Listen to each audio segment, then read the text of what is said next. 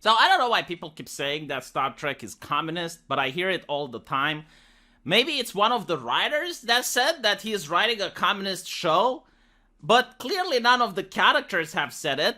And furthermore, watching the actual show and the actions of the characters as well as the societies they live in is definitely not a communist society. Now, the Borg, before the Queen was introduced, they are 100% communistic. Like, the Borg is the example of the perfect communist society. They share everything. They take decisions democratically every single time, even the small decision is being taken. They reach into the hive mind and they come up with the best solution. They don't use currency. So, yeah, the Borg, which are the villains, by the way, are the perfect example of a communist society. Starfleet is not. Like, right here, they claim that it's about post-scarcity. I'll give you an example of something scarce. Diana the Troy. There's only one of her. Do you want her? Do you want some of that Troy? Well, other men wanted to. There's scarcity now. Sure, you don't have scarcity when it comes to food, because you got replicators. You don't have scarcity when it comes to entertainment, because you have the holodeck.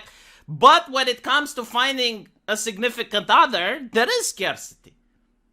Which means that people are going to try to compete with each other. So it's not a post-scarce society. The Borg is a post-scarce society. They do not have the same Diana the Troy problem like Starfleet does. The Borg probably don't even care about Diana the Troy. If she were to go on their ship, they would ignore her. This is until the Queen arrives, by the way, which was later introduced by the writers, which said that they wanted the audience to be able to channel their hatred towards the Borg on an individual person, to make it more relatable, more easy to defeat. But the Borg in their initial presentation were communists. They would have been almost impossible to defeat based on how hyped up they were in the first episode with the introduction. Maybe I should make another video where I explain why that is. But another example where you have scarcity and even property, which wouldn't exist in a communist society, is Picard owning the vineyard. If Picard owns the vineyard, it means that there is ownership. And if Picard manages to have a vineyard, then probably other people want their vineyards as well. However, you can't have an infinite number of vineyards due to the fact that there is a limited amount of earth available, and as such, there is scarcity. And it's Picard's vineyard. It's not the people's vineyard. Picard isn't just a steward for the vineyard to create wine for the public. No, it's his vineyard. He gets to do whatever he wants with his wine. So again, it's not a communist society. It's just a society that's very advanced, doesn't use money anymore. People can have a life without having to work if they so choose. So it is a utopian society, but it's definitely not a communist one. In fact, I would suggest that it's the same society we have now if people were able to just have everything they wanted. But if you want to impress a lady, if you want to raise your social standard, then you probably join Starfleet Academy, which is a meritocracy, and you have to take exams and you have to prove that you are capable of becoming a Starfleet officer, and then you serve on a starship base or a starship ship, yeah. And then you advance the ranks and you become captain and you get prestige and you get renown. So there is still something that you can strive for. But I guess like the people we don't get to see on TV and we don't know what type of lives they have are the civilians who choose not to. Where do they live? How do they get a home? How does a person get to have a larger home? Like, what if someone wants to live in a mansion? Like Hassan Piker. How does a citizen go around doing that? And the show often contradicts himself. Like, there are examples where the Federation uses money and some sort of currency, and then there are examples where they don't. We do know that even in the examples where they don't use money, I assume, like, they don't use money on planet Earth, they still use some form of currency when dealing with other alien species. Like, for example, the Ferengi. So, I guess people go to this quote from Jean-Luc Picard that the acquisition of wealth is no longer the driving force in our lives.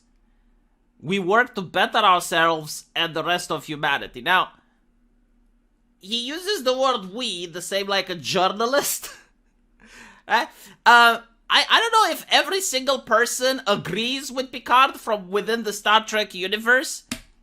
I mean, he is from a position of privilege. He is the captain of a starship. But I am curious, the average civilian that's not part of Starfleet, if they agree with Picard. Like, maybe they fall in love with Diane de Troy and they want to have a Vidyard to impress her. Because one of the few people on Earth that still has a Vidyard, right? So they would dedicate their life in order to acquire wealth in that situation. And secondly, there are admirals and captains within Star Trek that do not work to better themselves than the rest of humanity. There are greedy admirals, there are selfish admirals, there are captains or even officers that put themselves first, and there's many episodes that create drama based on this. So I disagree with the fact that every single human in the future works to better themselves than the rest of humanity. Clearly some don't. In fact, there are captains and admirals which despise Captain Jean-Luc Picard. Is that for the interest of humanity? No, they don't like him because when he got captured by the Borg and he was forced to reveal Federation secrets so that the Borg can penetrate Starfleet's defenses, they lost loved ones. So, those captains and those admirals put themselves first, they put their emotional needs first, and they're acting irrationally towards Captain Picard.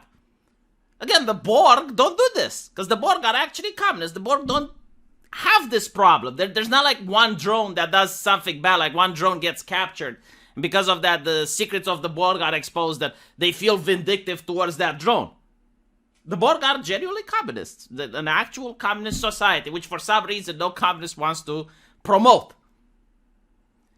And then, of course, you also have the idea of a state. Like, a communist society wouldn't even have the concept of a state, but here you do have the Federation of Planets.